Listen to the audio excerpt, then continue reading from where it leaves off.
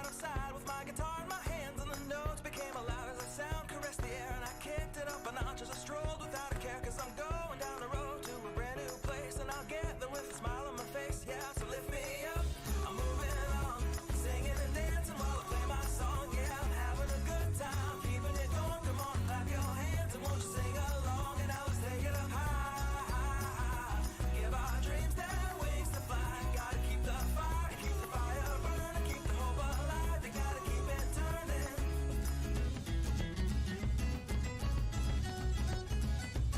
Feel the music from your head to your toes to your shoes. Kick 'em off and take a deep breath and shake off the blues. This is a brand new day that you can pave the way, because everything is possible. Shout and say, hey, hey, I gotta go and on it. Keep on pushing up and I'll march and move along. And good things all around now that I can see. And they said it wouldn't happen to me. Yeah, yeah, so take your hands, throw 'em up. You put 'em up high, clap it up and dance it out till you're ready to fly. Turn the music, turn it up just a little too loud. If you're alone, dance just like it's a crowd. And keep it going every day till the night. Good morning, Lucky Tackle Box world. What's up? I'm Travis Moran, and today we are out on the water, as you can see, live fishing.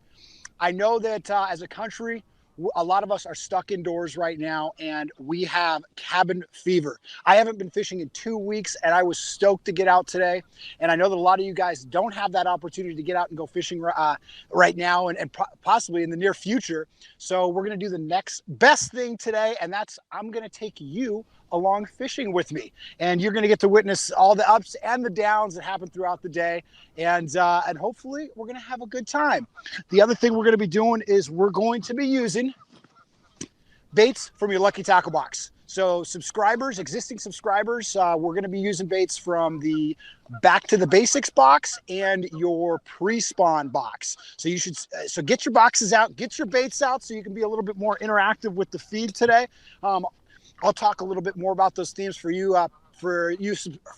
people watching that don't understand why Lucky Tackle Box is different, or the new things that we've offered now, and also for you existing subscribers, maybe you'll learn a little bit more about the full Lucky experience that we are striving to bring to you guys, and really keep improving the entire thing that you're going to get when you sign up for Lucky Tackle Box.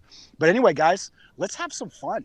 Right now, it's 8 a.m. here on the West Coast. I'm in a Northern California little reservoir here. 90% of the reservoirs have been shut down, but I'm on a little private place that I was able to get access to so that I can still come out and fish, that also has decent cell service. So we're going to be coming at you live throughout the day. And I encourage you guys to comment in. I want you to pretend that you're sitting in the boat with me, and you get to ask me questions about the baits, about life. You can ask me. I don't even care what it is. Let's just have a good day. Let's just have a good day of fishing, man. When so much stuff's going uncertain in the world right now, it can be downright scary and unsettling. Let's get away from that on a nice little Sunday morning and just do some fishing. Let's come together on some common ground, something that we all share, a shared passion of ours, and see if we can't catch some fish. I don't mind if you guys talk a little trash. I talk trash when I'm out fishing as well, and I think a buddy of mine's going to be out here today as well. Maybe we will see if he wants to have a contest. But anyway, I think we're in a good little area here. And I'm throwing the Sugar Buzz. This bait is actually an older bait. This was from a few years ago. And with cloud cover right now, earlier in the morning, I'm just throwing this bait just to kind of cover water real quick. I haven't fished here. Uh-oh.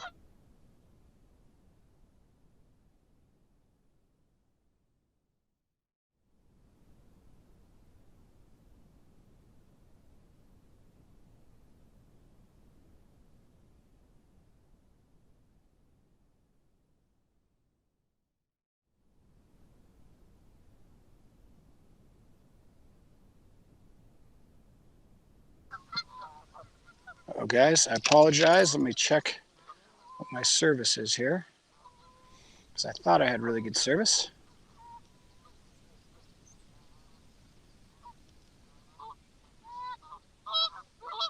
Okay, we're good to go.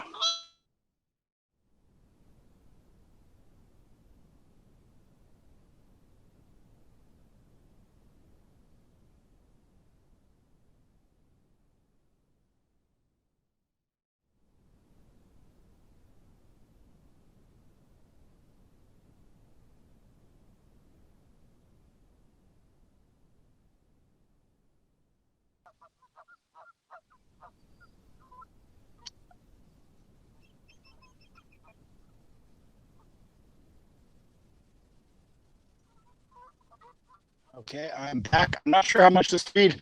We might have to pull out of this little spot here. I don't think I'm getting very good service.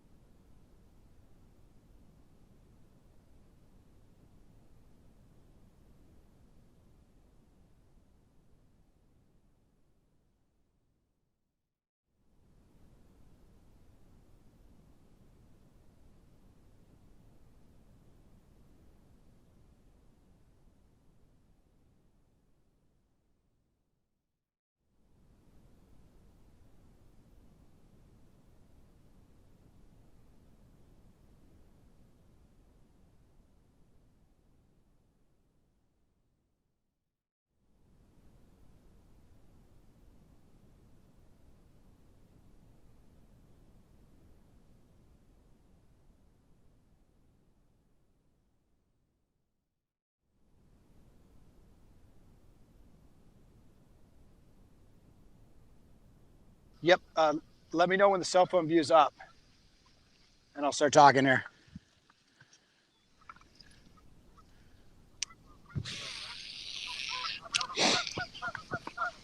All right, guys, I'm going to come around the corner here. I had poor reception back in that cove, so we're going to move out here to the open water a little bit and try some different things. But I think you guys got some questions. I think we already got a bunch of people asking things. So let's hear what we got.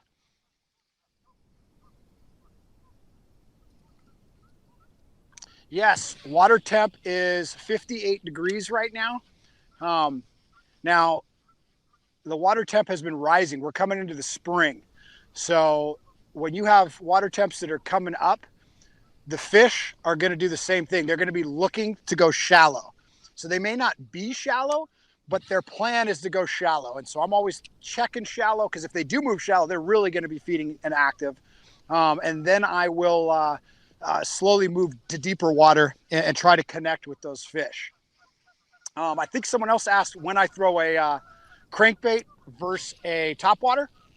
And this time of the year,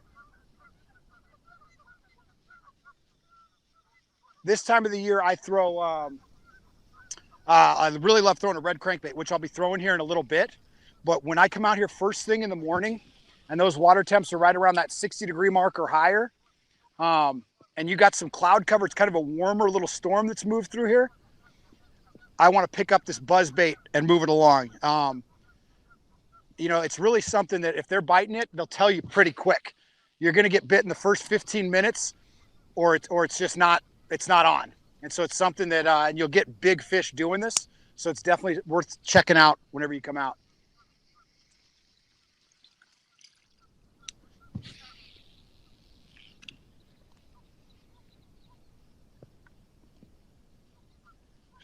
All right, so I don't know if you guys can see this from the ladder, but there's a series of logs out here. There's a line of them, and they're a little bit deeper water. It's about 4 to 6 feet that they're in. So I'm actually going to bump a blade through them.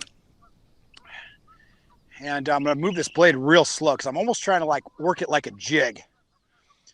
So I'm going to hopefully feel the log, and once it comes over the log, you'll feel it almost come free. You won't feel that resistance anymore, and you kind of want to let that spinnerbait fall back down.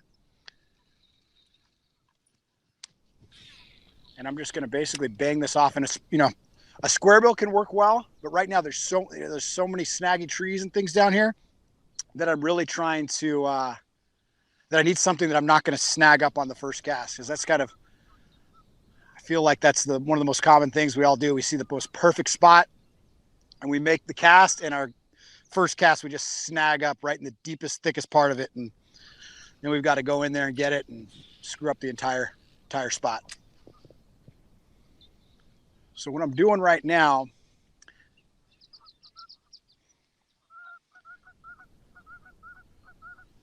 I'll explain what I'm setting up to do right now, but I'll take some more questions here real quick as well.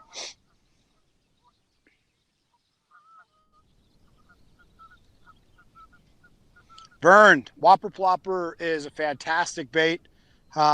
Actually, starting early spring, pretty much all the way through the fall. So yes, Whopper Plopper is a great bait because you can get the same sounds as a buzz bait. I really love throwing a buzz bait, but you can also pause it. You can make that blup blup blup blup blup and then stop, and that's a lot of times what triggers fish to bite. And so that ability to pause that thing, and it has a little bit different sound than the buzzbait, makes it extremely effective. And yes, I do use it quite often.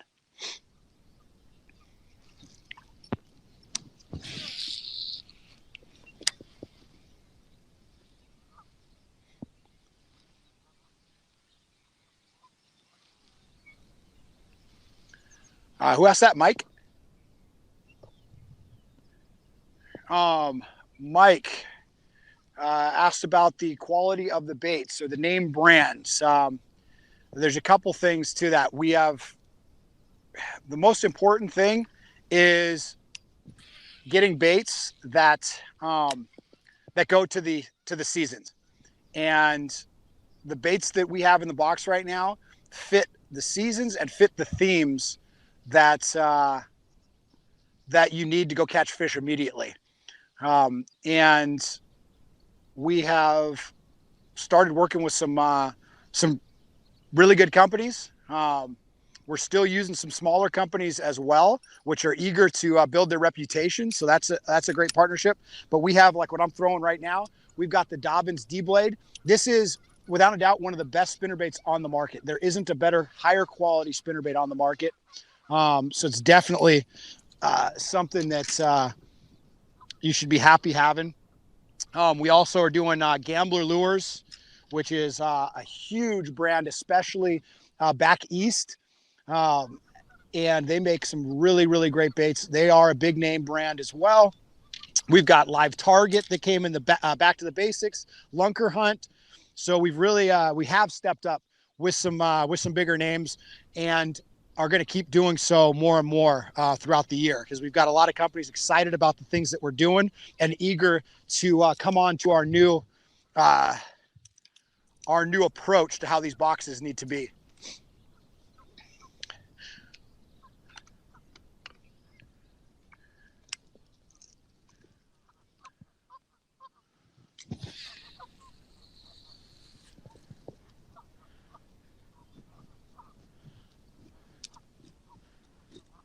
Nice. Who said that? Dustin. Dustin would be throwing a black and blue chatterbait or a buzzbait. And he says he lost his PB last year on this lake on a chatterbait. That's I don't doubt that. Chatterbaits are a great bait. This has got a lot of vegetation and stuff, and chatterbaits can be great for that as well. And then the buzzbait, you saw me throwing that a little bit earlier. I will be picking that up here in a little bit also. Once we get up a little bit shallower in the back of this cove. And so what we're doing right now, I'm throwing backlashes here, so I'm getting that out. But we are on a little point where a cove goes back in one way, and then a long little arm goes back in the other way. And so this is kind of as these fish come out of the wintertime, they stop at like bus stops to feed.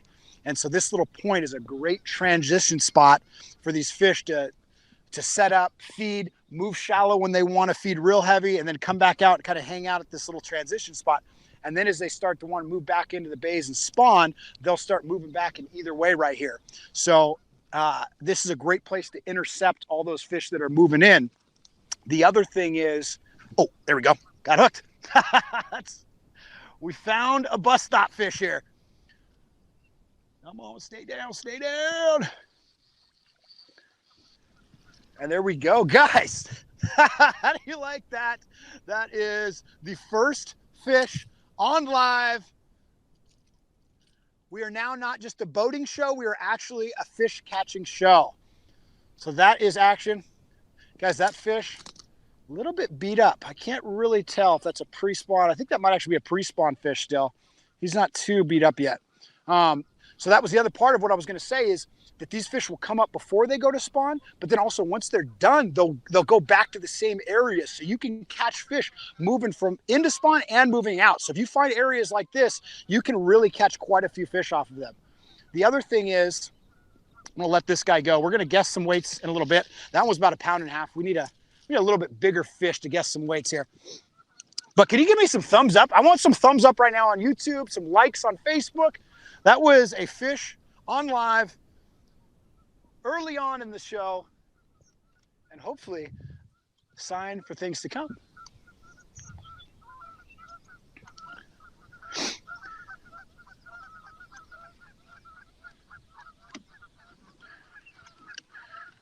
All right, so what we did, guys, let me tell you something else about this.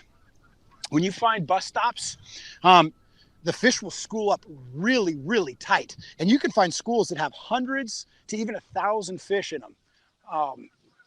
And so when you catch your fish, you want to know the exact lineup that you're on. Because if you're in a school, you want to make sure you're making that exact same cast over and over again.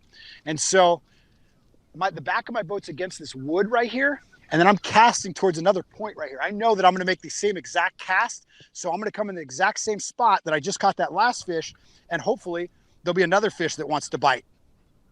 The other thing is, if you're fishing around a school, you can make a few casts, not get bit, but all of a sudden one fish finally hits it, and then you can catch fish for the next 10 casts in a row. You fire up that school because they might be sitting there just kind of resting, hanging out, but the second one starts going crazy and being active and thrashing around, they think that something's there, food is there and everything, and they think they're missing out. And so they will join in on that real quick. So it's important. A big mistake that anglers make all the time is that they just go down a bank and they'll catch a random fish and they won't keep fishing that. They won't make the same cast again. You want to see if you can catch more than one fish off the same little spot.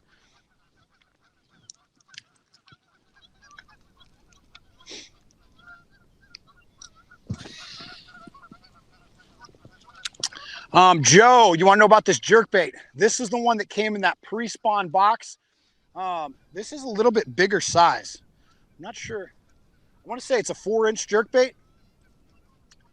And it's a suspending jerkbait, a chrome.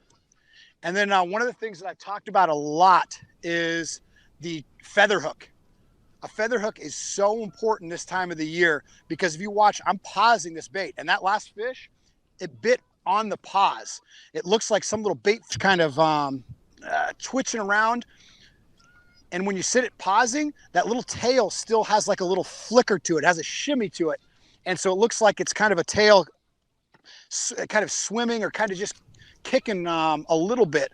And that's enough to make this bait look real as that fish comes in to eat it. And I believe you get a lot more strikes when you put that feather hook on. And I'll show you, I'll give you guys a look at this right now. And actually, I think we've got some footage of that. I think we've got some footage I can show you of what this bait looks like underwater. But there you go. That's that chrome. This is a jerkbait, guys. Came in the February pre-spawn box. And then I added the feather hook that also came in the pre-spawn box. That's one of the things that we're doing at Lucky Tackle Box now is we're adding in all the extras. I thought one of the biggest flaws with the subscription boxes was that they just threw baits in a box and then they just told you, hey, you're saving X amount of dollars. Congratulations. And I didn't think that's what people were looking for in a subscription box. I was thinking that they wanted something that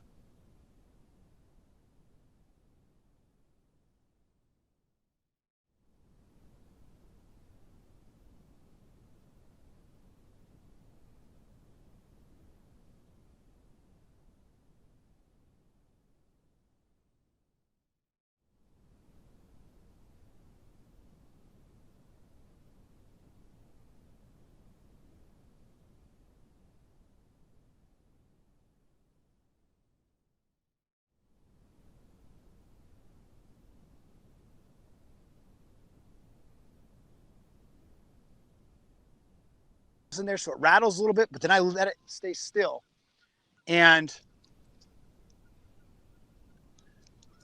so you can see, I'll talk you guys through this next cast, because I'm gonna make one more cast.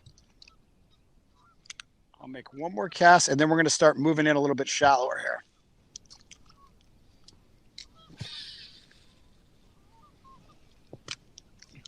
All right, so here we go, guys. So you should be watching underwater footage right now. So what happens is you're seeing that shimmy. So when I jerk it, you're seeing that little shimmy. You're seeing that little shine from it, and that's what gets the fish's attention.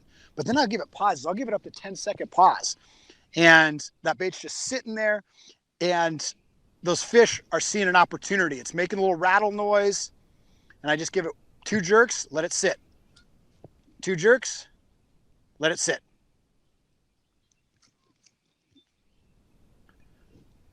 See if one wants to cooperate. But those feather hooks are so important. As that fish hones in on it and it looks at it from different angles, that it puts off that little shine, and it just... What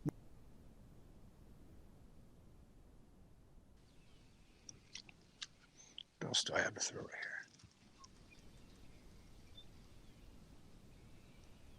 here? Uh-oh, I think I might have just lost the camera.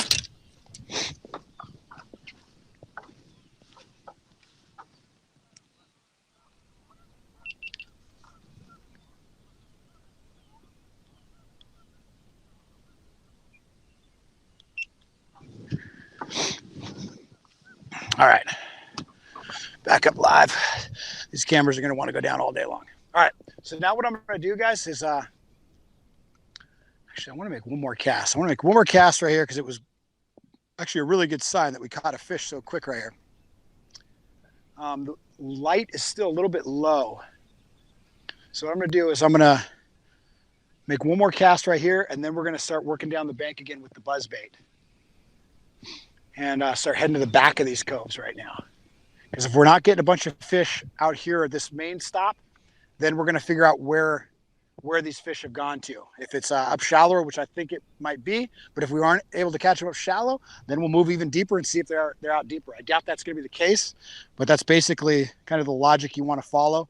The other thing is, if you move up shallow and don't really find them, it might even be the cove. So you might go to a different place on the lake and see if it's more productive, see if you can find something different. So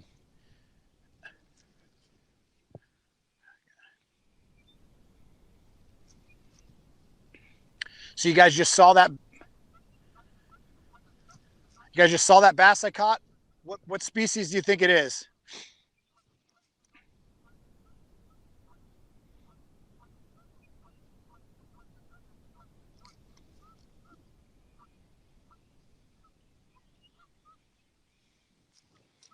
Mike and Derek from Pennsylvania and Michigan want to know how to fish 30 and 40 degree water. Oh, got one. There we go. There we go. That was on the pause, guys. And guys, I will give you the, Mike and Derek, I'll give you guys the easiest answer first. You stay indoors and you watch Travis fish out in California, and just stay warm. That would be the easy answer. And once I get this fish in here, I will talk to you guys a little bit more about that. All right, guys, but this is what I want to see. Ooh, this fish is definitely a little bit bigger. Oh, there we go. Look at that. Okay, so watch this. This fish. Ooh. That fish just shot that bait at me. All right, guys, let me show you this fish that is running around the deck right now. Let's clean him off so he's nice and pretty for YouTube. All right, guys, this one is actually about the same size, maybe a little bit bigger. But I'm going to weigh this fish in a little bit. Why don't you guys guess the weight right now? I want to see you guys leave a comment how big you think this fish is. And I'll show you guys. You guys want to know some cheat modes on how to take some profile pictures? What you do is you hold the fish closer like that. But if you hold it like this, people can see that your hand is huge. You got to hide the hand too, okay? Hide your hand as much as possible. Give it one of those, okay? Huge, 10 pounds. Now it's a little smaller. So anyway, guys, guess the weights, and then I'm going to weigh this fish here in about 5 minutes, and we'll see who is actually correct. You always want to be studying the fish too. Look at them, see what the fish can tell you. That is a huge belly on that fish, so these fish are feeding. But the other thing is that they're kind of the same weight class. Those fish, I was expecting this one to be a lot bigger. But we've caught 2 fish off the same exact spot.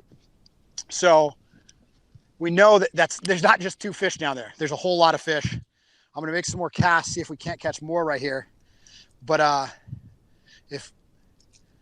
and shoot, I mean, I have no problem just staying here and catching these fish over and over again. But this time of the year, you can also catch your PB. This is one of the best times of the year to catch your new personal best. So we'll see if we can't get one off of here, a bigger one. But if not, we'll start moving back in there and we'll pick up that buzz bait, which I have a lot of confidence in that if I get bit on it, it'll be a better fish. It's kind of one of those feast or famine type things. But so once again, that fish was on pause. Oh, I just got bit right there, guys.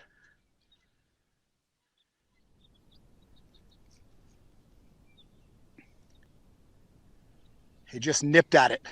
And actually that last fish I brought in, if you guys didn't see, it was hooked in the back. So these fish aren't really hitting it too hard yet this morning either. So it was hooked in the back because maybe it nipped that trailer feather and didn't really get it hooked that well. But as it was pulling away, the other hook hooked it in the back or something. So, so we actually still got it. But what can happen is you always want to be judging everything you can understand about the fish. You want to be trying to like learn from. So that last fish was hooked in the back with this hook. So it may have come up and just nipped at the trailer hook here, went off, and that hook may have come free. But as it did, this other hook got it in the back and I was able to get that fish in. So it counts as a bass. We got it, but we've got to note that maybe they're not actively feeding as heavy. And I will show you I'll show you what a fish looks like when it actually is really trying to feed heavy. They'll have that bait down in the throat, or you'll be able to tell by how the fish is hooked how bad they want that bait. Oh, got him. Oh. Okay, guys, I just got bit again. So go ahead.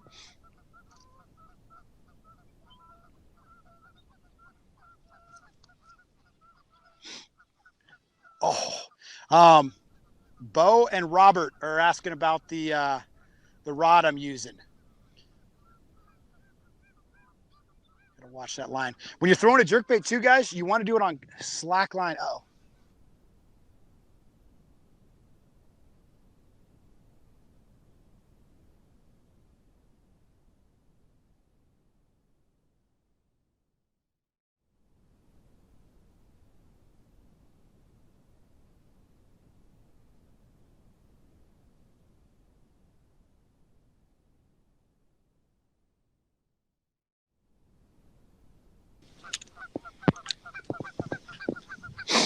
All right, guys, sorry. That's going to come in and out. So I think my phone just will reset the feed every once in a while.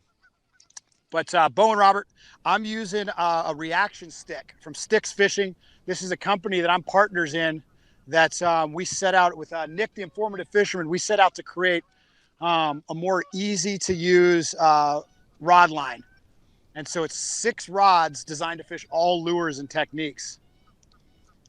And the particular one I'm using right now, the reaction stick, is a 7'6" medium heavy, moderate action. So it's got a lot of bend to it. And when you're fishing reaction baits with treble hooks, this is the kind of, you want a lot of bend to it. Oh, there we go. There we go. And watch that rod bend. So there's a couple reasons you want that bend. But the first reason is when you're fighting that fish, got my buddy across the lake there. Ryan, what's up? When you're fighting a fish, there we go. That's a fatter fish. Holy cow, that's a pre-spawn bass. Look at this. Guys, when they say a fish looks like a football, that is what they're talking about. Let me hold that up a little higher. Look at that fish, guys. That's a better fish, and that fish ate it a lot better. That hook is down in its throat. The other hook was also in its mouth. It came out right when I pulled it out.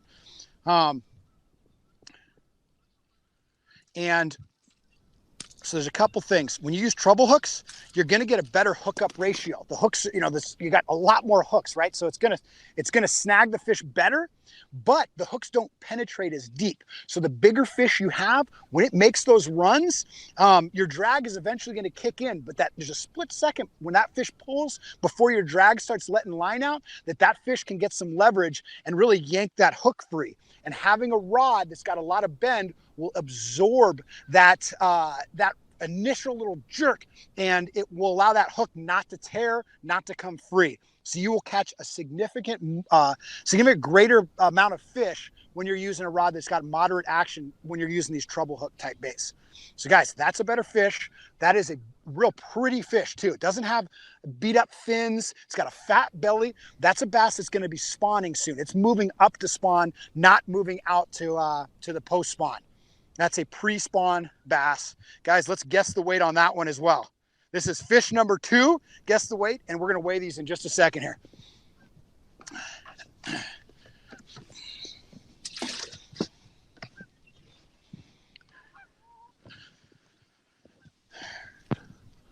My buddy, so you guys could probably see in the distance out there, buddy Ryan Cook. Ryan, what's up, dude?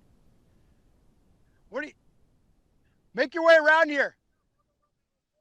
Okay, make your way around here too. I need to borrow your scale as well. You can bring it to me in a few minutes. Come by about 10 minutes. About 10 minutes. All right, so I've actually kind of moved off this spot a little bit. Free on YouTube and Facebook.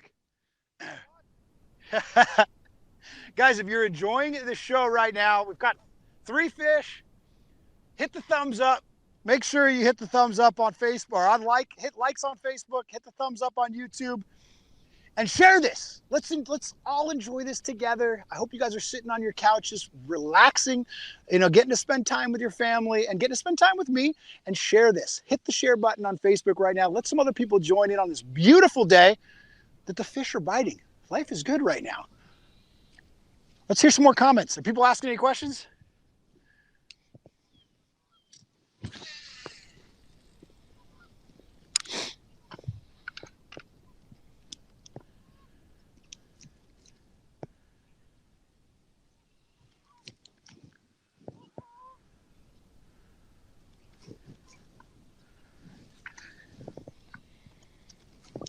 Who asked that? Okay, Eric Jackson just asked a fantastic question. How long do you throw a bait before you switch to another one? Guys, this is a huge thing that everybody fishes their favorite baits way too long. The thing is, especially if, like, most fishermen aren't out on the water enough, right? If you're fishing every day, you really have an understanding of what baits are working, and if they're not hitting that particular bait, to switch to a specific other one, or just to move to another spot in the lake, and you can figure things out quick. But if you're like most anglers and you're trying to get out there and figure out what the fish are actually biting on, where they are, you're really trying to figure out a lot of elements, you've got to have a lot of different baits ready to go. And this is something that I still struggle with, not switching up enough and being fluid like you need to be out here. But what I have found is that you want to have the baits rigged up. I've got a few rods rigged up here ready to go to make sure that it's easy for me to switch to different baits that I need to do. If I want to switch to any other baits, I'll have them ready to go in my rod locker. They're not going to be hard. They're accessible and ready to tie on. The other thing is, when you're out trying to figure out what the bite is at any time of the year, you want to have baits that cover the different water columns to figure out where the fish are feeding. So you want a bait that you can move along the bottom. You want a bait that you can work the mid depths, like this jerk bait that I'm using right now. And then you want a bait that's you can fish on top for fish that are feeding up. The other thing is, you want baits that you can throw horizontally and move cover water fairly quick, like a spinner bait, and then baits that you can work slowly, that you can fish vertically around like wood, like a little wacky rig Cinco or a jig that you can let fall vertically down. If you make sure that you have baits that you can fish the different water columns and some quick, some shallow, then you're going to be able to switch those baits up quick enough and figure out what the fish are biting on that particular day.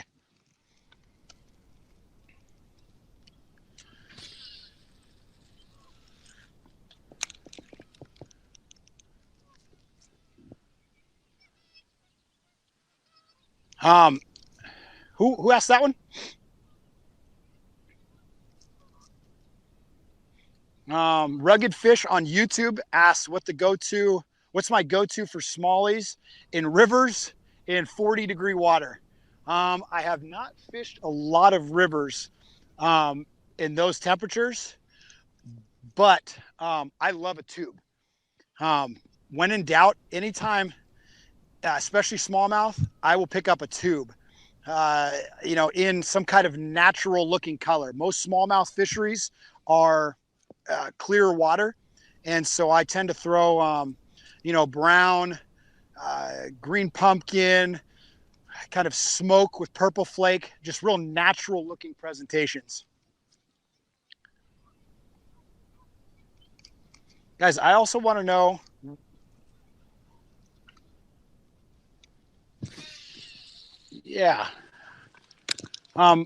guys, welcome to everyone just joining the show right now. You've missed some fish catches so far, but I want to know where you guys are watching from today and what your plans are. What are you guys planning on doing on this beautiful Sunday? Whoa, did I just lose you?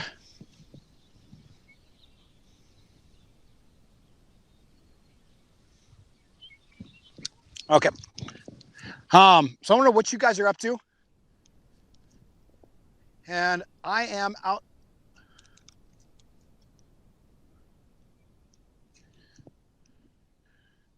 I am out on the lake right now. This is a little private fishery up in Northern California, a little small reservoir. 90% of the lakes in California are closed right now.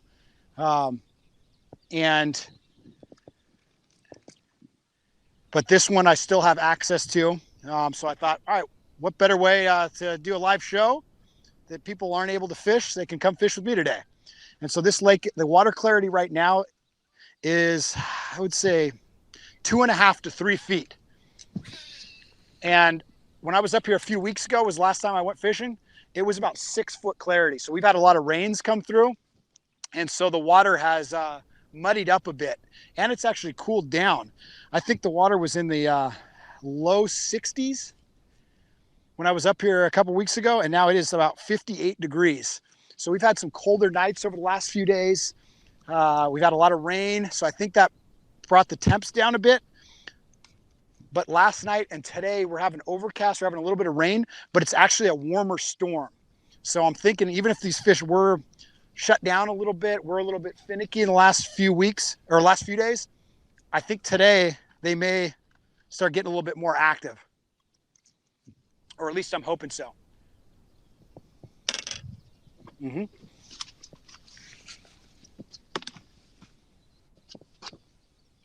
Okay.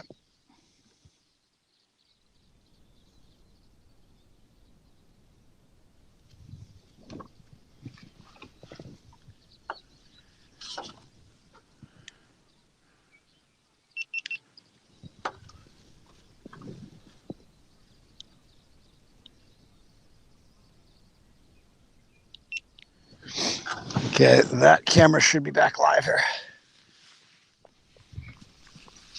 And that may clear up the feed too. All right. We have not gotten bits, but that sun's coming up. Holy cow, it's already really, really warm. I need sunglasses.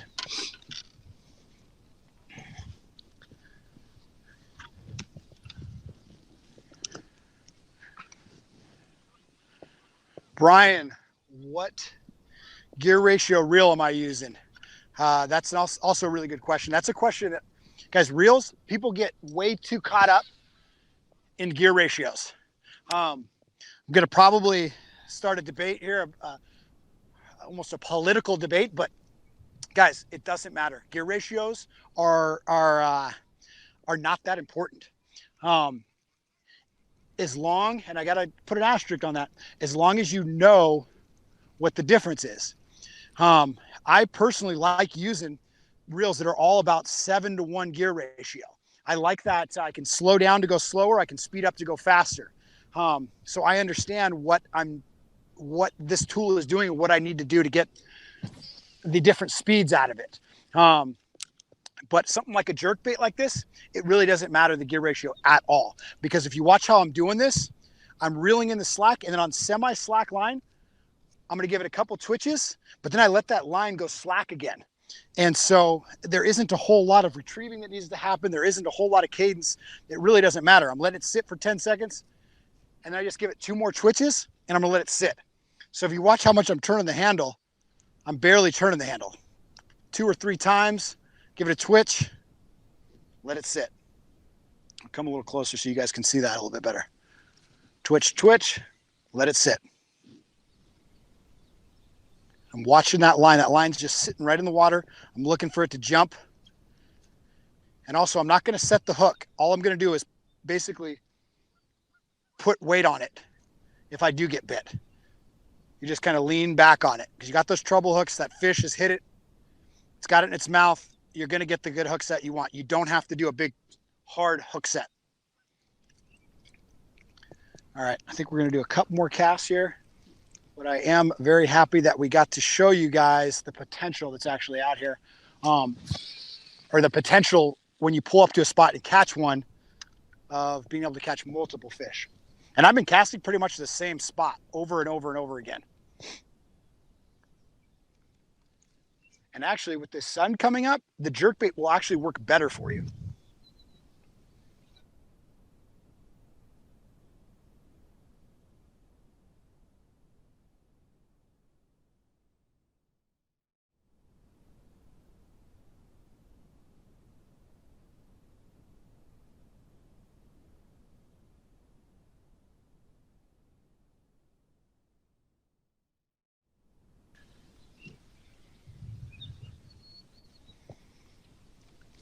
Doug, new to bass fishing, you're trying to figure out what bait caster to get. You want to go with the right-handed one.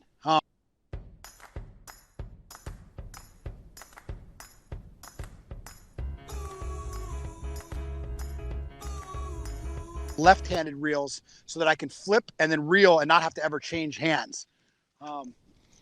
And because I fish so much too, I want to make sure I'm using both hands just so I don't, get arthritis or whatnot in one of those hands.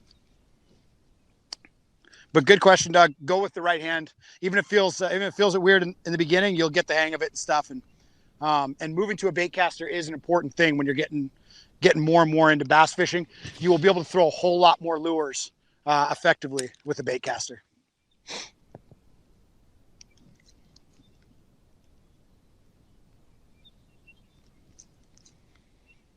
All right, so I want to hear where some people are from.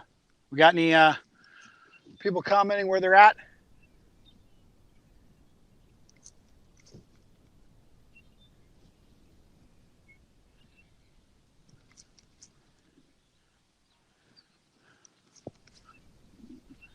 Idaho, Oregon, Florida, Texas, New York, Tennessee.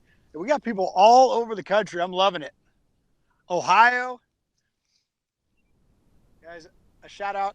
We've got some people from Lucky Tackle Box working hard today. Kate and Rachel are donating their Sunday to bring you guys live fishing.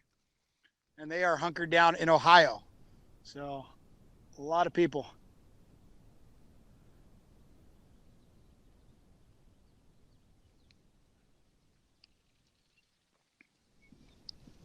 My favorite go-to bait in the summer. Shoot. Well, guys, I got a few that I really like throwing. And so when I see conditions, a few baits when I see the right conditions, I just love doing it.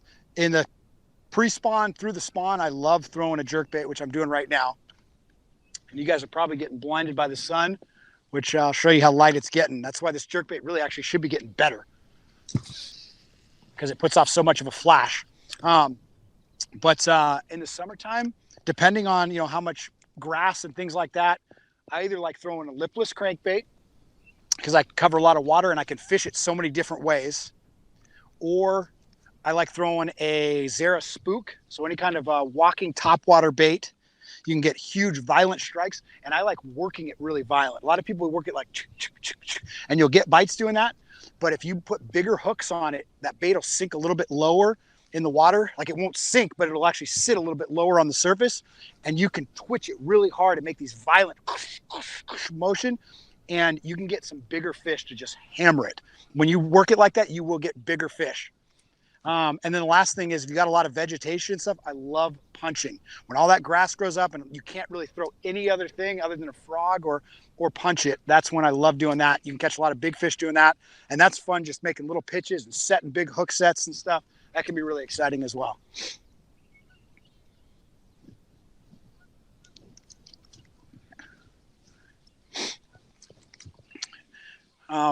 You guys, you know what? Let's put up that underwater footage of the jerkbait again. I want to show that. I want you guys to see that one more time so you really understand what this bait's doing. So you see this little flash, right? And look at that sun now. See how that thing goes from light to dark, light to dark? That really gets the fish's attention. And so I'm going to keep saying this. The sun's out right now. I should get a big one here pretty quick. Nice. All right, I got Ryan coming over here, guys. I want the guesses. Remember what your guys' guesses were from the fish I caught, because we're going to weigh those fish. I'm going to make this last cast, and then we're going to weigh those 2 fish now and let those go. But I'm still a little bummed I haven't gotten a fish yet. So what we're doing, and you guys should be seeing on screen right now, is I'm just twitching, and then letting it pause. Twitch, let it pause. And a lot of times, I'm never having that line tight. I'm kind of like whipping that line a little bit. And all I'm trying to do is just make that bait dart in a little bit erratic motion. And then just let it sit. Let it sit.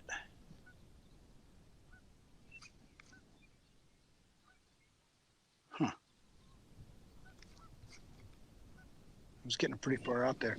What's up, man? Dude, I got one spot here. I'm feeling the positivity of the internet. Yeah. Yes, then the bus station, baby. Well, looking for the people waiting for the jerkbait stop.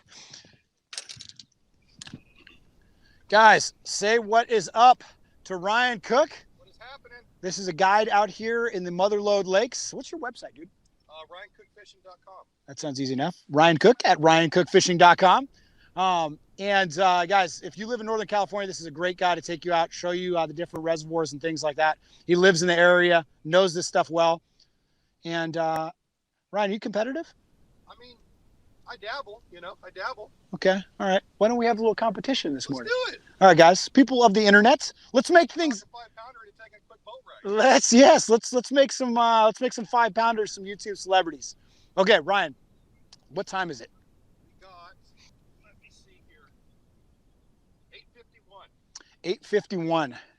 Guys, let's go till 9:15. Let's do it. Let's just do biggest one fish. One big fish. One fish, yep. Is there anywhere there's no off limits, any baits we can or cannot throw? You can throw whatever you want. Woo-hoo, I'm going to throw a Cinco.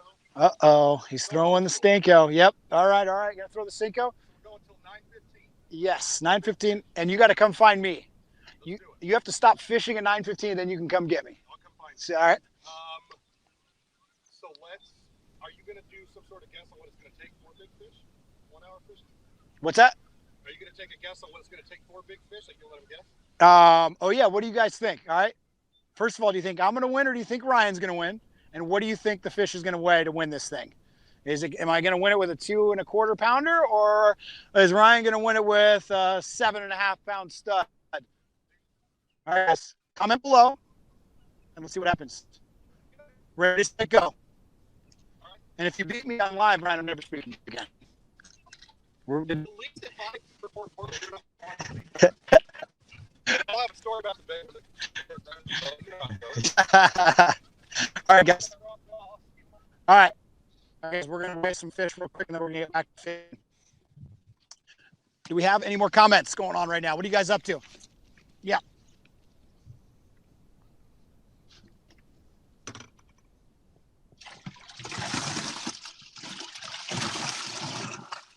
On a lake with what? Okay. Oh, that's a really good question. Okay. Who asked that? Marshland Mafia. You just asked where would fish spawn on a creek or on a lake with no creek arms, and that is fantastic because obviously, okay. So first of all, this little fish, 1.96 pounds. So basically 2 pounds. Guys, this is a smaller fish. Oh, I guess I got to hold it up for you guys here.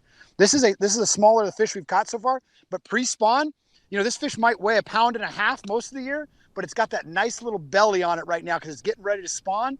And so these fish are going to be heavier. That's why you can really catch, if you catch a 7-pounder this time of the year, if it's full, if it's nice and fat, it might weigh 8.5, 9 pounds. So you're getting these fish at their best, at their heaviest. So 1.96, who guessed 1.96?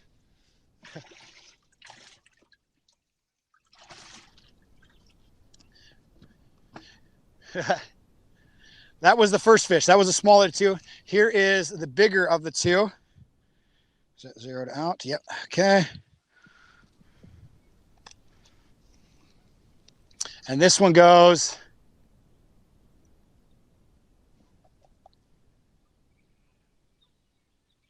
Ooh. 4.01. Check that out, guys. That is a great bass. That is a great bass. Once again, another fish, full, nice and fat. That's a beautiful bass right there, guys. Not mad at that. That's what we're out here looking for today. Nice broad back to it. We will let that one go. And now we've got to work on beating Ryan. But let's also talk about where fish are spawning.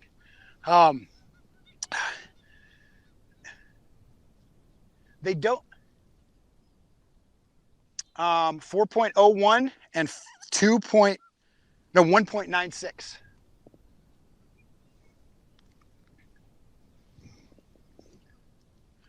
All right, so you guys don't need creek channels when you're.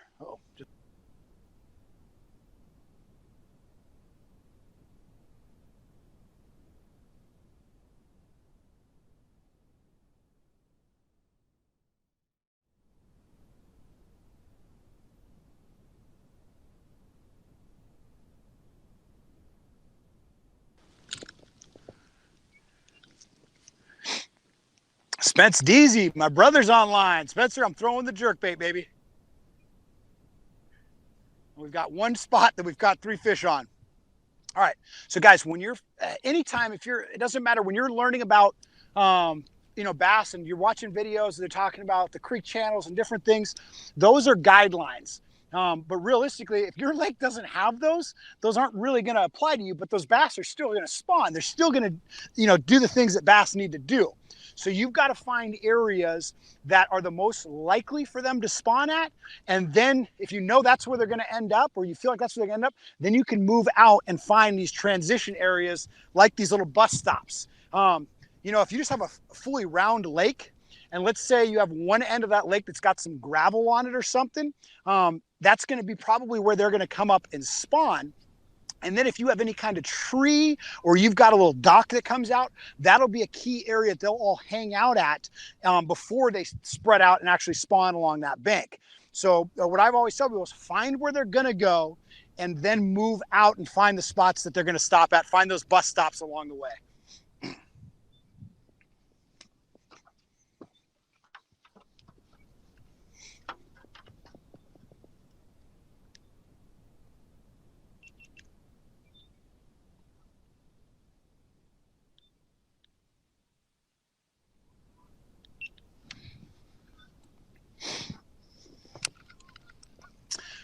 For some reason, these cameras like to just shut down every once in a while. All right, I've said one more cast like 37 times. This one literally is the last cast on this spot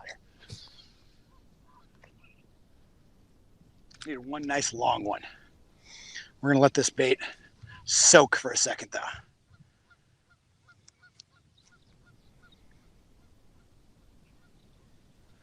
But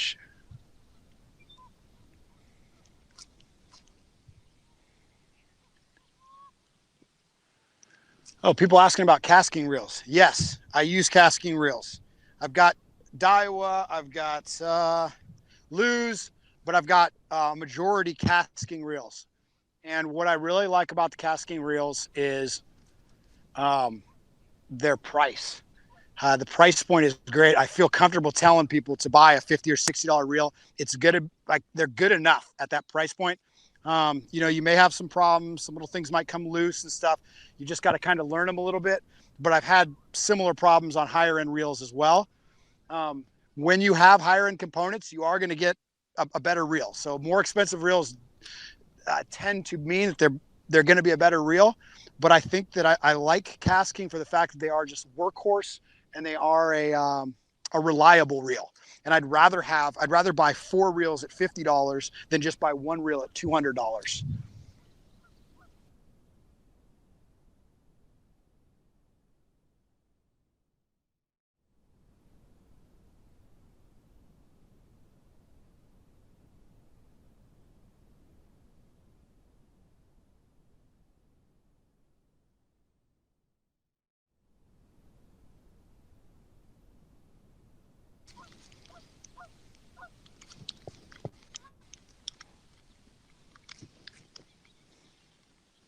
All right, so now we have started moving here. I'm going to move away from this this little stop, and I'm going to start moving into this creek channel because we got to try to beat Ryan.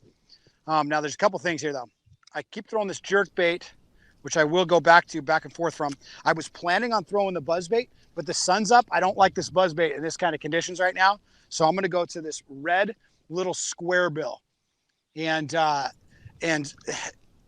the red square bill will work. I don't care what the water clarity is this time of the year. Bass love red, but right now that we have a little bit more darker water, this will even work that much better. Really shows up well down there. These fish, pre-spawn bass, more than any other time of the year, are just honed into this red color. If they eat, you can see how bright that bait shows up under there. And I'm looking, I can use this really to bounce off of rocks, cover that shallow water. It can bang off of logs. And it's just a great search bait. And the color red, you guys, I can't emphasize that enough this time of the year. And, like we said, when the water temps start to heat up, these fish are going to be looking to move shallow. So you got to have a bait that you can throw shallow, but that you can also cover water, because we don't know, we got to find productive areas. So I can really put the trolling motor on right now and I can move along this bank. There's lily pads and stuff in front of me. I can cast into the little openings and the holes and the lanes and the lily pads. And what I'm doing is I'm reeling just fast enough that bait is still pumping down there. You want to see that rod tip really working. That means that bait's really shimming side to side, getting some good action out of it. But the bass, the reason they want red this time of the year is for their eggs. Those females, if the crawdads, if they eat a lot of crawdads, it helps with the consistency of their eggs. So they have a better, they'll have a better chance of surviving. And whatever the protein or whatever that comes from crawdads really helps in their reproduction. And obviously they don't look at it like that. It's instinctual, but when they see red this time of the year, they get crazy. Now, so as I'm starting to work my way into this point, I'm in about 5 feet of water, 5 to 6 feet of water. I'm casting up shallow into about 2 to 3 feet of water and just slowly retrieving that bait. We're coming into this area where it starts to kind of narrow. I'm actually going to pick up the jerk bait for one cast, and I'm going to cast out to the middle, because these fish will school up on little isolated grass pads or rock piles, anything. They love to school up before they disperse shallow. And so what I'll do is what you call it keeping them honest. And so just kind of higher percentage areas, I'll cast across and see if I get bit. This works a lot better in clear water, because when it's clear, the fish will travel from further. So you don't have to make an exact cast. But this is relatively deep. This is relatively shallow. It's only about 7 feet deep out there. So if there is one, I feel like it should bite. And if I do get bit, I want to make note exactly where I just got bit because I want to make a lot more casts right to that spot.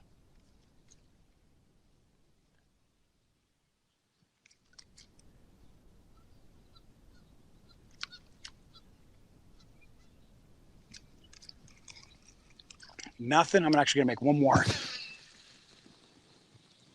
But you don't want to make it anywhere near the last cast. If you didn't get bit, make sure you move that cast. Don't waste time casting back to the same area unless you got a bit, unless you have a reason to have cast back to that area. And I didn't get bit, so I didn't have a reason to. I guess the other thing I got to really bring up is the importance of wearing sunglasses this time of year, polarized sunglasses, because I can't even tell you how many times fish will follow your bait in. And if you have fish follow your bait in, at the end of the cast, you might have 3 or 4 fish following your bait. That's very important. That means you just casted in the right area. You are around fish, but you weren't using the right bait. Possibly the fish aren't actively feeding at that moment. And maybe you got to come back at another time, or you definitely got to try throwing some different baits at them and see what they actually will respond to. But, if you're not cueing into stuff like that, you're not going to be able to put the pieces of the puzzle together as efficiently as you need to. So, and who was talking? Somebody asked that question about changing up baits and stuff. So I just made 2 casts with that jerk bait, and now I'm going to keep working down the bank again, throwing this little red lipless. And I'm going to throw this for a little bit. Go ahead.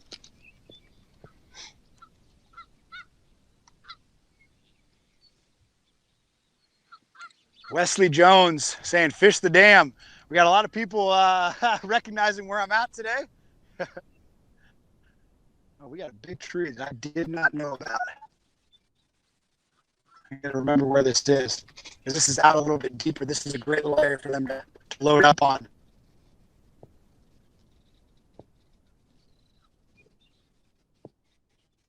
Definitely want to throw the jerkbait back over there. We've got just real clear weather right now. Oh, there's some storms moving in the horizon there, I guess. But right now, it's just sunny, calm, beautiful. Actually, not the ideal conditions that I want this time of the year. However, this is time that you can go up shallow and see if there's any bedding fish. Now, some people like fishing for bedfish. Other people don't like, other people don't like it. Other people are not very good at it. They can't see that well in the water, whatever. But you do want to know if there are bedding fish. It's always worth going up there and checking for them.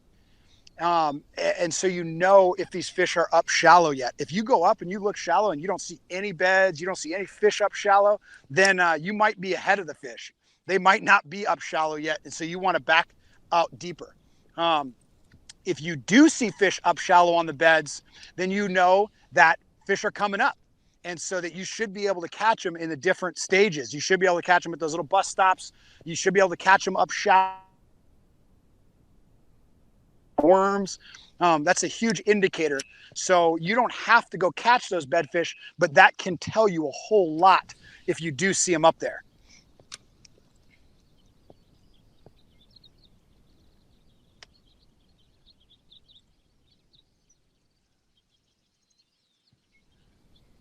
Yes, that's a good question. Justin asking about what lens color. I like,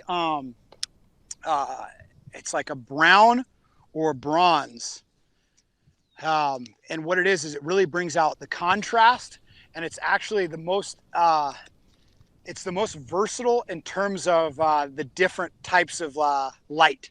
When you're out in Florida and the Florida Keys and stuff, they really like those colorful lenses.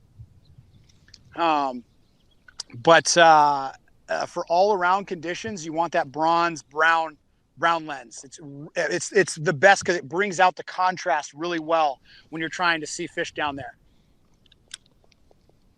And the other thing with sunglasses, people think you're just looking for fish. A lot of people, I always thought, you're just looking for bedfish. You need good sunglasses when you're looking for bedfish, but that is far from the truth. You need sunglasses for everything. Being able to see your lure, the action of the lure in the water to make sure it's running right. You need to see it for fish following it, but you also need to see it for seeing vegetation and submerged structure. So that you could cue into what's little dark spots underneath the water that, oh, there's a log under there, I got to cast past that, and that might be where a fish is staying. So sunglasses are so, oh, here we go, sunglasses are so valuable. Ooh, ooh, ooh, that fish is not hooked. We're gonna, oh! All right.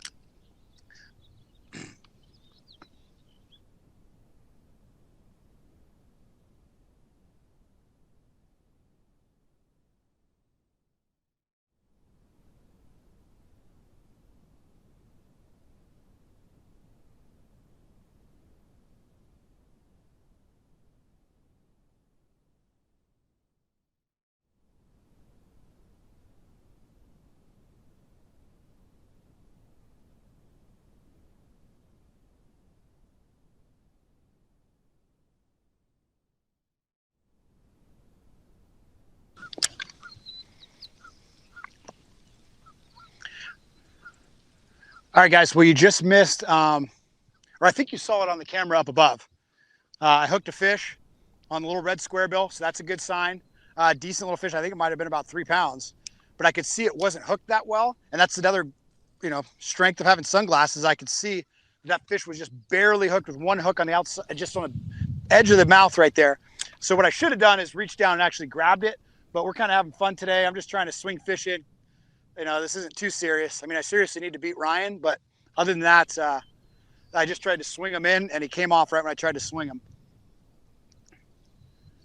Now,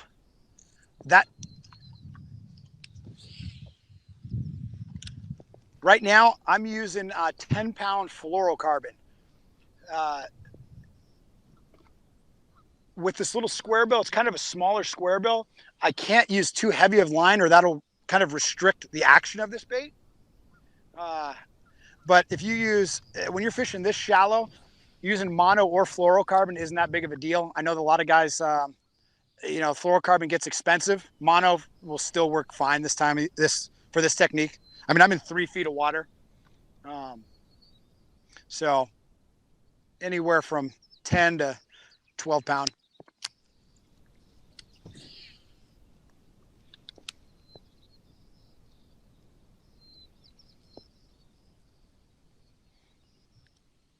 Yeah, so another line question. A lot of people want to know about lines. When you talk about lines, you don't have to overthink things. Just know that the line that you've got, fluorocarbon, mono, and braid. Mono is the cheapest, is the least expensive. It floats. Fluorocarbon sinks, and but has very good sensitivity, and I like using fluorocarbon most of the time, if not braid. And now, in a technique like this, like I just said, it really doesn't matter what you're throwing. If you use fluorocarbon, I think you have a little bit more sensitivity. I can feel out the bottom a little bit better, but that also is because I have a good rod as well that really transfers that sensitivity. But if you're throwing mono, you're still going to get bit. The water's dingy. It's really not that important. The most common pound line I'm using is usually anywhere from 12. I would say 12 to 15 is the most common, either 12 or 15. But then I use everything from 4-pound line all the way up to 25 pound. Okay. I know people are starting to doubt that I'm going to. What time is it, actually? I spent a lot of time weighing those fish and everything. I don't know if I've been the most efficient. 3 minutes. Jeez. I might agree with those people thinking I'm not going to win. Holy cow. All right. But so look at this, guys. We have now made our way to the back of this creek arm, and we now have tules that go all the way across, and it's sparse tules. Can you guys see that on camera? The tules in front of me? Oh, okay. Let me put that back on. And sorry, I'm saying tules, not tules. Lily pads. And lily pads, I'm going to turn this top camera back on. Lily pads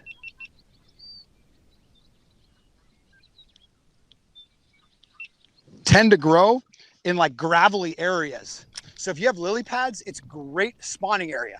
And if you look in front of me, look at all of these sparse little patches of lily pads. So the bass, it's only 2 feet deep right here. So we're in the back of this little cove, 2 feet deep. This is the depth that they want to spawn in.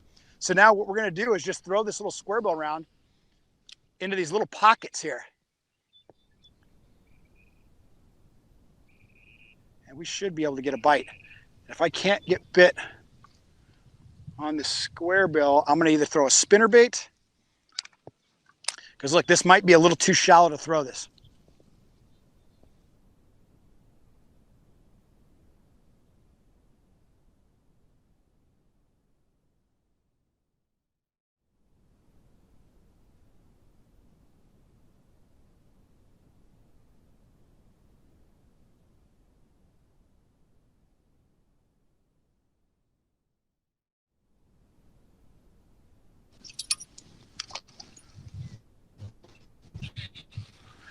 All right, guys. So I was just dredging the bottom a little too much for that square bill. I was coming up with some grass and stuff. And so now I've picked up the spinner bait so that I can fish this a little bit more effectively. There's so many targets right here.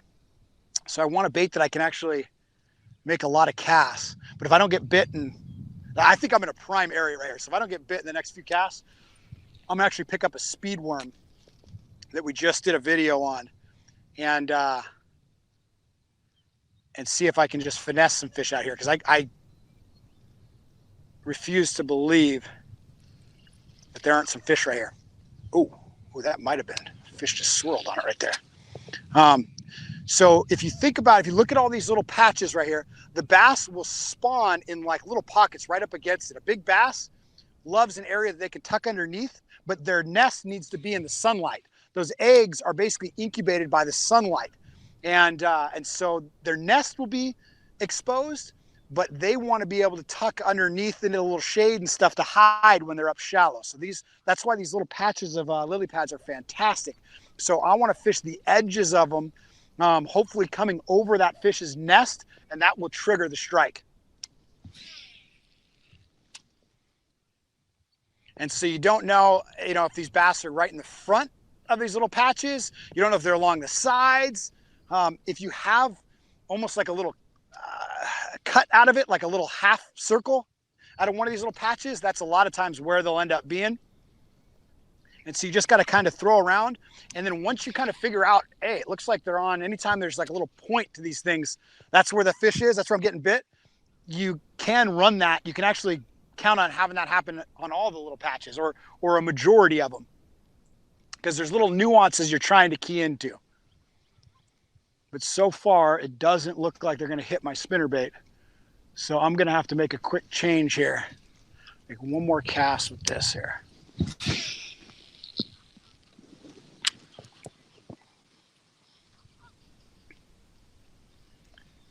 All right, guys, and if you're enjoying this,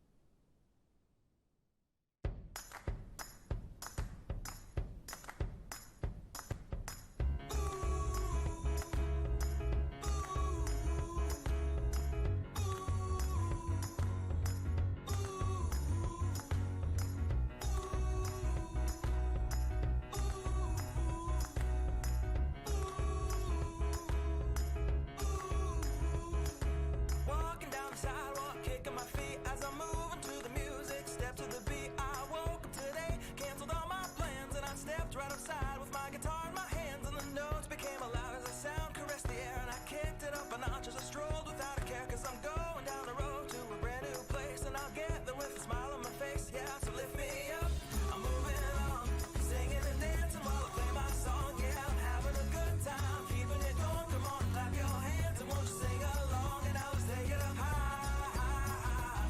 Give our dreams their wings to fly. Gotta keep the fire, keep the fire burning, keep the hope alive. You gotta keep it turning.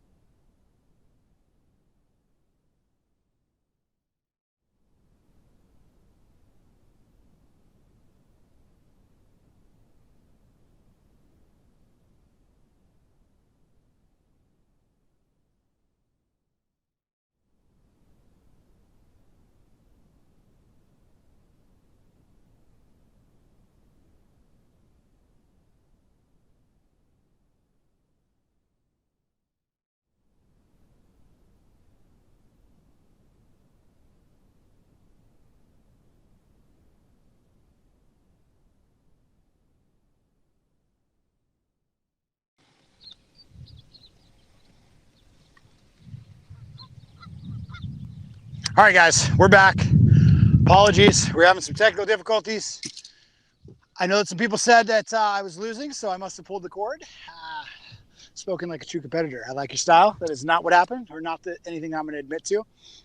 Ryan is here, but since we had to deal with that, with those little hiccups, we're going to extend this tournament another 20 minutes. What time is it, Ryan? 9:27. So we're going to 9:47. And we're starting to have a little bit of breeze behind me right now. That's a good sign, guys. That's going to get these fish chewing. That's going to make it harder for Ryan to fish his Cinco right now as well. So hopefully everything's going in our favor a little bit here. But I'm going to try to run around the corner to another spot here. We're not catching the fish we need here. And so we're going to make a little run. I'll break you down what we're doing as we make that run. Do we have any more comments, Rachel?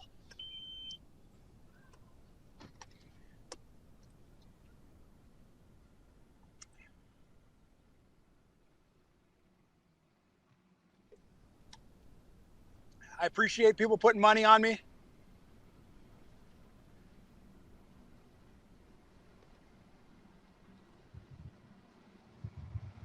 About the what?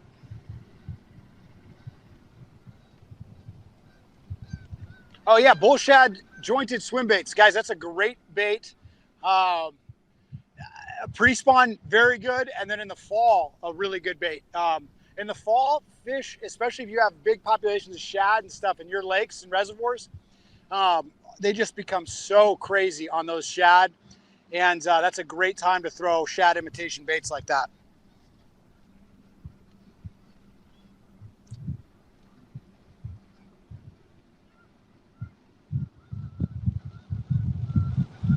Miles wants to know a good bait to throw for pickerel. Guys, I don't fish much pickerel. We don't have any down here in California, but I've caught them when I've gone up trips up north. It seems like those fish bite on anything. You throw a little jerk bait or crank bait, you should be able to pick them up on that. And are we getting a little wind, or is that sounding still okay? Okay, you guys are probably picking up a little bit of that breeze right now. We're moving across the lake, so we're creating a little bit of breeze, but also that natural breeze is picking up on the lake.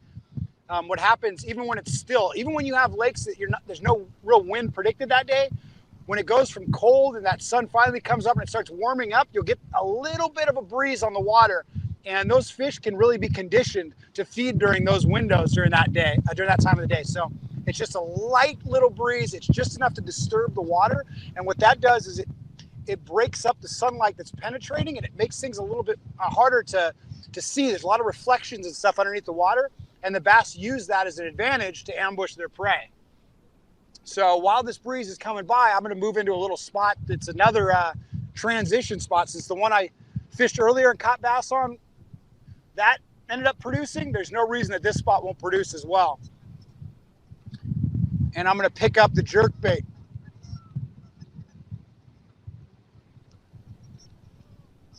And so you guys, after I throw the reaction, this breeze will eventually die down a little bit because there's not much wind predicted for today. This is just probably a 30 to 45 minute window. Once that dies down, I will go to some finesse baits. So which finesse bait do you think I should fish? We got your options up on the screen for Facebook. Use your emojis. Let me know which one you want to do. Put your vote in, and I will pick that up and fish that once the wind dies.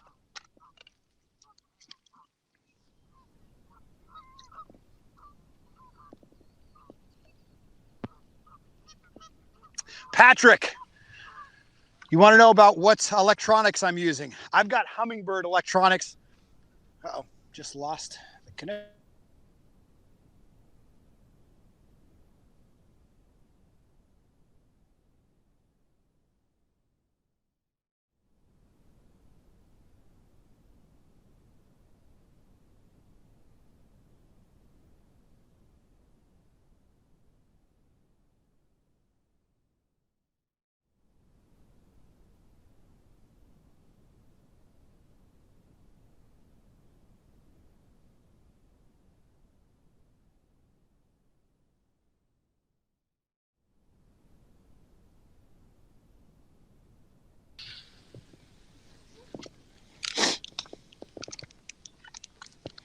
All right, sorry guys. Joseph asked about my electronics. I'm using Humminbird. I've got the 998.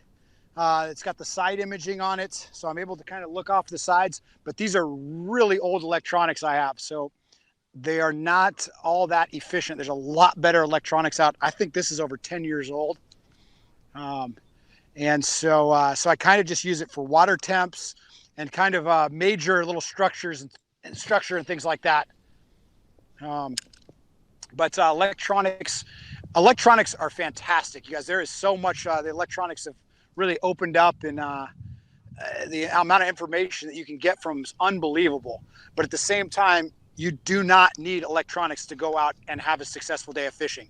So make sure you're not blaming a bad day on not having proper electronics, because if you focus on making sure you're fishing high percentage areas, if you have the lures like we talked about, fishing different water columns, being able to fish some fast, being able to fish some slow, you will be able to find fish.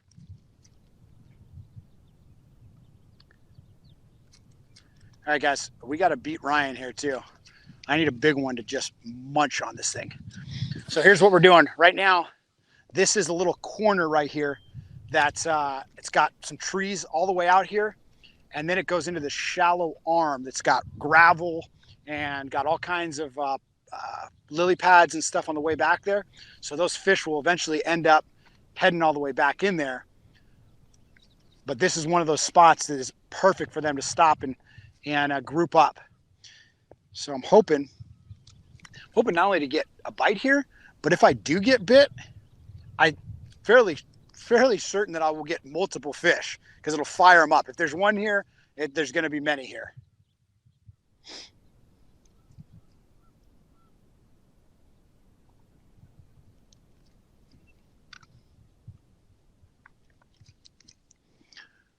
So what are people doing at home right now? What are you guys doing? You guys going to church? Are you sitting watching this with the volume off right now? I know with FLW Live, all kinds of people are always saying that they're at church watching the score.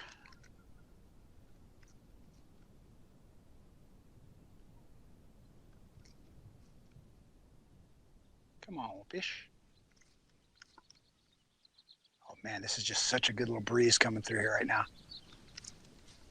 Wind can be so frustrating to fish in, but it really does get the fish biting. And then a gentle little breeze can be great. Paul, water temp is right about 59 degrees right now. And a couple weeks ago, it was a little bit warmer.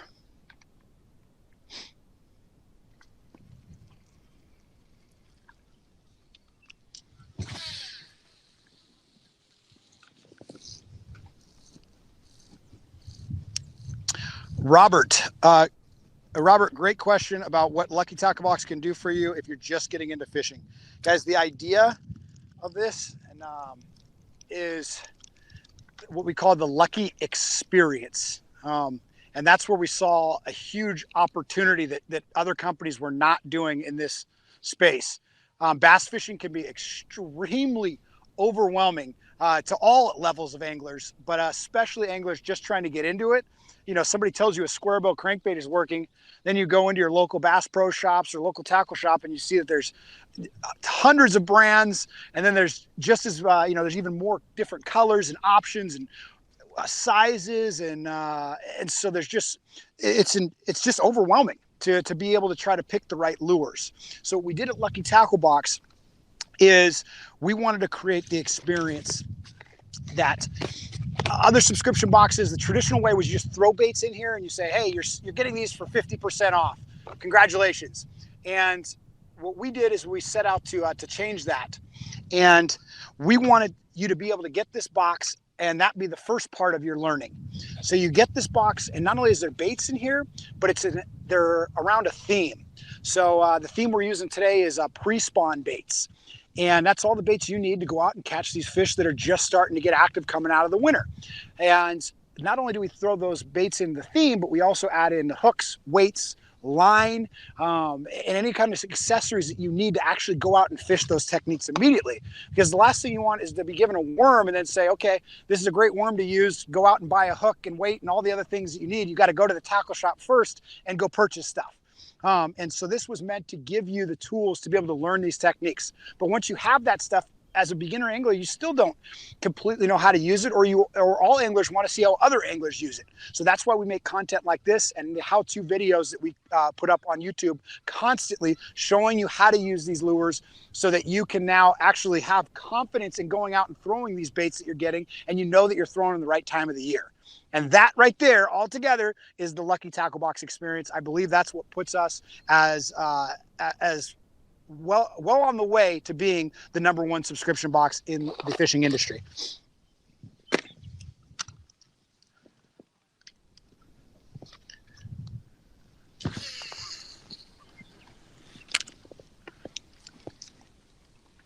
And guys, we'll put a link to our subscription page as well, below the Facebook video and below the YouTube video.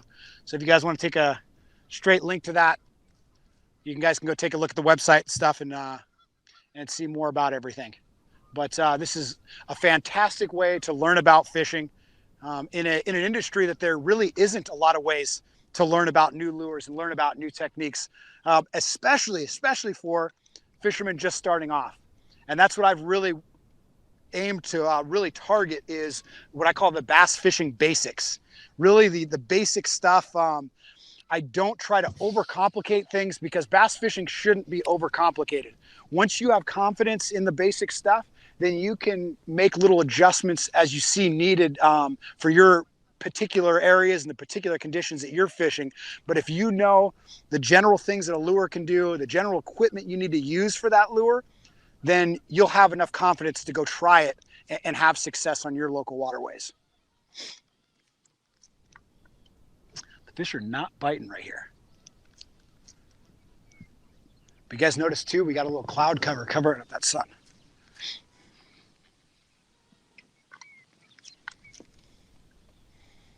Robert, appreciate it, man. Welcome to the Lucky Tackle Box family. And make sure you subscribe to our YouTube channel. We got, I think, 400 instructional videos on there. So tons of stuff for you to learn.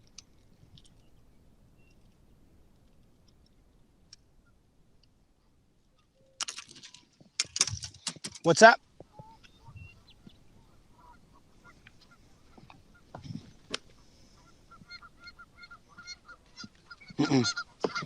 Might have lost power on the laptop. There we go. Okay.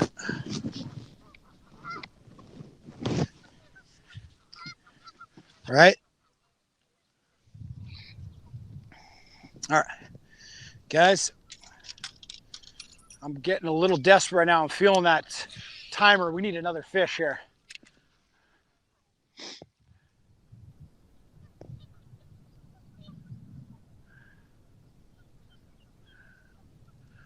Bobber Will, fishing from the bank. Wants to know the best baits and techniques that I like. You guys know that stick baits, like most popular is Yamamoto Cinco. I know that a lot of people, they're a little bit more pricey. We put in a great one, the Gambler Ace, which is another stick bait. We had that in our Back to the Basics box. That is a fantastic bait to throw from the shore, because you can rig it so many different ways. You can have it just set up Texas rig, weightless. You can rig it wacky rig. You can throw it on a drop shot. So there's a lot of different ways to change it up to fish the conditions that you're fishing from the shore. Throwing a lipless crankbait, you can cover a lot of water as well. Fan cast that out. You can let it sink to different depths. You can work it different ways. So that's another good bait that I like throwing from the boat as well. But then, guys, one of my best tips when I talk about fishing from the shore is fishing around launch ramps.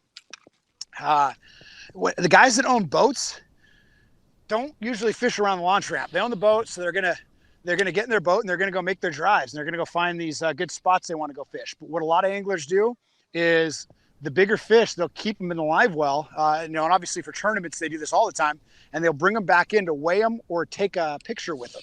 And so then they'll release them right there at the dock. So you're going to get a lot of the bigger fish, a lot of more quality fish being caught around the lake, brought to the different launch ramps and then released there. And so as a shore angler, you always have access, right? The launch ramp is an accessible place in the lake. So that can also be a very productive place to fish. Man, I'm bouncing off logs. It all feels good.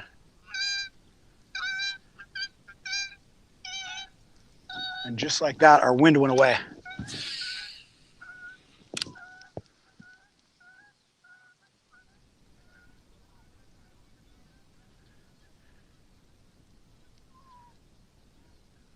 Got another boat up in front of us, up in the lily pads.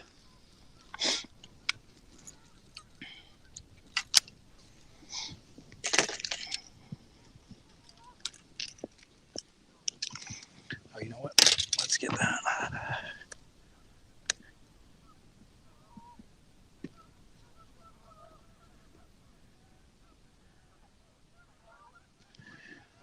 Okay, we're going to try to come back live on that top camera here.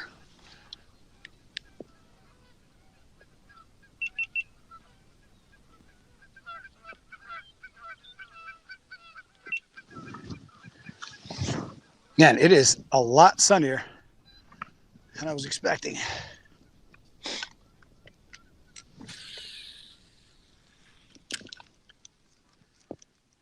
All right, guys. So we did not get bit on that little, that high percentage area, that little first bus stop. So I'm hoping that these fish have moved in a little bit.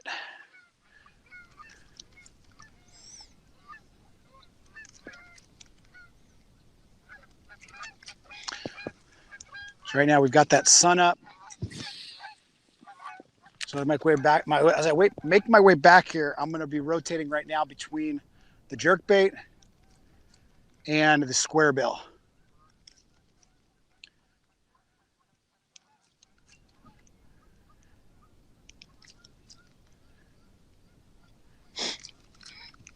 All right, guys, if you're enjoying fishing, if you're watching on Facebook, make sure you share it. Let other people know so they can come join us on our little fishing trip here today.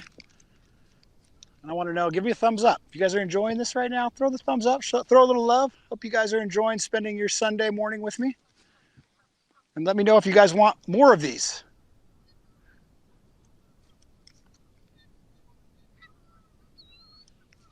Oh man, I'm just waiting for my line to take off. This is looking good right here.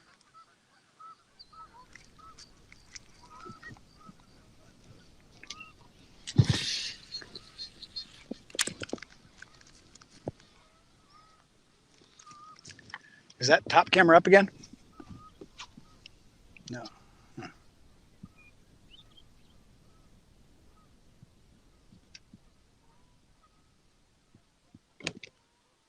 Nice. Someone just joined us from Poland. That is awesome. We are going global right now. Brought together by the love of bass fishing.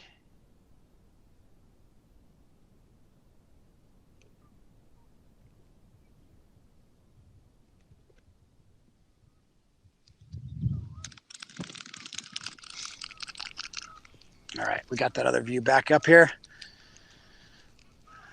But I think we are reaching our limits of batteries out here on the water. I got everything hooked up to power packs, but they are bleeding those power packs quick. All right. Oh man. Okay, guys, this looks great. Can you guys see this on the ladder camera right now? All right, nice. Guys, these little lily pads come out and make a little point right here. So I'm just gonna give this jerkbait some nice time to soak in there. Little jerk, jerk, pause. I feel like this is a nice high percentage area. If I don't get one, it's gonna be time to move to the square bill. That is crazy. little bit of breeze, sun out, that's perfect for the jerkbait. But when you're casting directly into that breeze, you got to be careful not to backlash. Guys, you want to become a good bass fisherman, learn to get your backlashes out. They don't ever go away. You'll always end up running into situations, and you got to make sure you just don't get freaked out over getting them. And a lot of times, when you're working that backlash out, when you reel down, you'll have a fish on.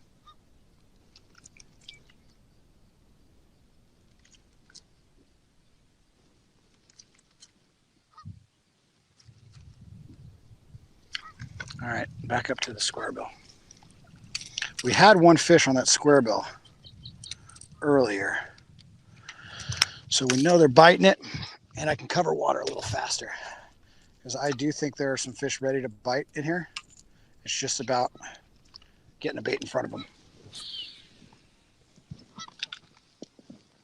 I would imagine Ryan's going to come find me here pretty soon, so I have got to get a fish going.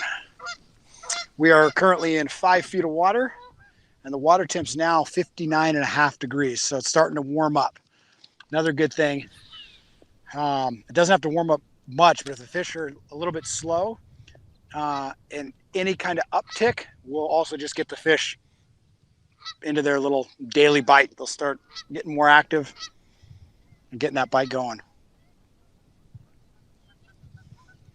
You guys can see the little pockets and stuff right here. That's a perfect place for these fish to be bedding, looking to ambush.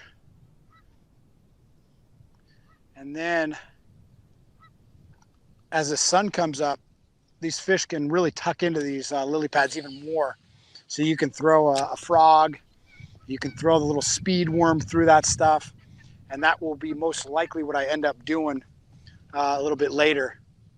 If I can't get a reaction bite going, I'll slow down and really start fishing these thicker or a little and also sparse lily pads and see if I can't figure out where the fish are positioned inside them.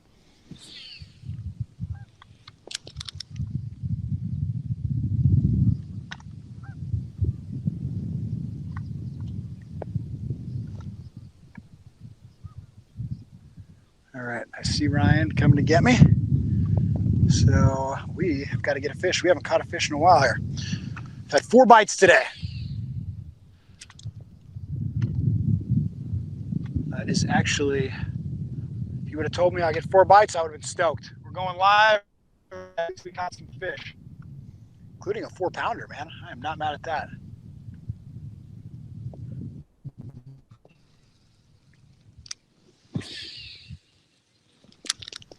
But I still think we're going to get one before Ryan gets here.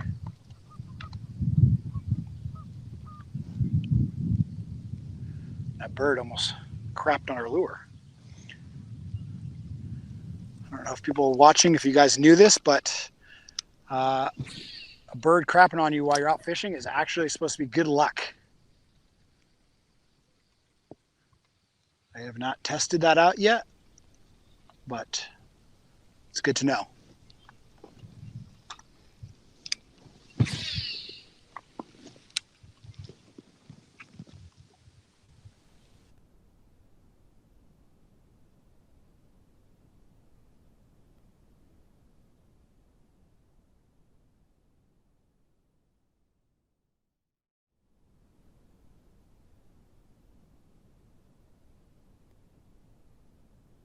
Fishy, fishy, fishy. All right, guys, it's got to happen right here, right now or never. Ryan's on his way over here, but I'm positive about this little spot here. Little gravel point comes out into the back of this channel. It's gonna be a perfect place for some fish to be spawning on or just moving up on in the sun. Let's get a couple casts in before he gets here. Guys, I need some thumbs up. I need some thumbs up. I need some likes here. I need that positive mojo. Ooh, this bait's bumping along. Give the thumbs up, people. I'm stepping on a trolling motor, trying to stay away from Ryan. There we go. All right, this is probably our last cast here. Work that bait nice and slow. Come on, fish it. There we go. Got him. Got him. Come on, fish. Come on, fish. Come on, fish. Come on, baby. Come on. Last cast fish here. Oh, and he came off.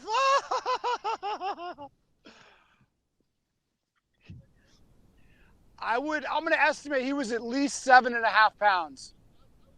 7.5? Guys, if they get off, you get to estimate what you feel they were. And I try not to overestimate. I mean, it could have been 10. 7.5 conservatively. Guys, this crankbait I've caught a lot of fish over the last few months on, and it is time that I switch out the treble hooks. I had told myself I was going to do that today, but I got here and had a lot of stuff to get ready. I didn't do that, and now I have missed 2 fish on it. So if you guys have a fish come off, make a note of it. If you have 2 fish come off, you need to change your hooks. The fish that came off earlier, I saw him and he wasn't hooked very well. He just barely bit it. So that could definitely be the case. These fish are not hitting this bait hard. They're just barely nipping at it. And that's all the more reason to make sure you have sharp hooks. But if you are just getting light little bites, sometimes switching the color can get them to actually eat that bait a little bit better. So some little things to think about, but that bait's nice and tore up. I'm in the sunlight right now, but you can see there's like teeth marks all over this crankbait and everything. But before we lose battery and stuff, guys, we're going to end this here in just a second. But let's see a fish. Ryan, I caught nothing. Do you have one? I caught 3. All right, he's got one in the live well here. Let's see this fish here. She's not a Kelsey Bass Ranch.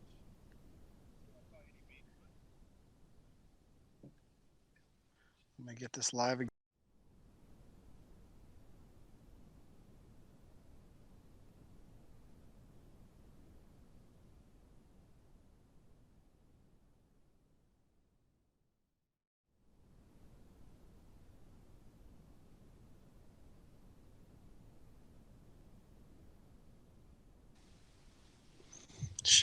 Shooting something. Are we live? Yes. What's happening? Guys, we don't have a giant, but, you know, she's been eating. That's a beauty, man. She's a pretty fish. Yes. Throw on the scale. Guys, that's a fat fish right there. That's a pre-spawn bass. You see fish like that, if you're catching fish like that, there are schooled up fish somewhere in the area. And so if you're seeing those nice healthy fish, you can find these bus stops, these transition areas where you can load up on a school and really catch fish in a hurry. Get that in there. Can you see that? What do we got, Travis? I think 342, 341, what was it? Yeah. Oh, we're going to go 339. 339. 339. So you beat me by 339 if I'm doing the math right. I'm no mathematician, but the numbers aren't important out here. Guys, that's fantastic. Let her go. And he got lucky because I did hook up with that 7.5 pounder on the last cast just a second ago. I saw it. He jumped, but that's a good sign. There's probably going to be biting that red square bill. I'm going to keep fishing out here, but that does it for us on live here. I hope you guys enjoyed this. If you did, leave the comment. Tell us that you want more of these. We go off your feedback. Lucky Tackle Box is all about creating better anglers. I know my slogan personally is nobody works harder to help you fish better. And I really mean that. I'll do whatever it takes to help you guys learn and get confidence out there. It starts with the Lucky Tackle Box. It's, you get the baits, you get all the tackle you need, and then I'm going to go out and I'm going to show you how to use those baits to go catch fish immediately. Not later on in the year, current themes that are going to help you become a better bass fisherman. That guy, it was good running into him. It was awesome. Hey, buddy, thank you. We'll do a fist bump due to all that going on. But, hey, thank you for inviting me out here. This was awesome. Hey, guys, just so you know, I've seen this guy in action. I've had a kid out here at Kelsey with me.